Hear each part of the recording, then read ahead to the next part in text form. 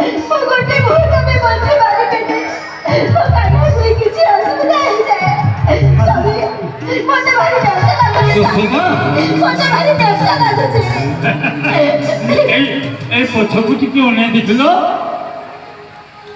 কালু কৌটিকে যাইଥିଲୁ বাবা এতে সময় ହେଲା ଗଲୁଣି ତୁ এপর্যন্ত ফেরিলুনি সন্ধ্যা হেলাଣି কিন্তু তার কিছু অসুবিধা হয়নি তো বাবা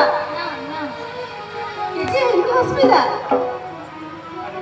আরে বড় রাম এ পর্যন্ত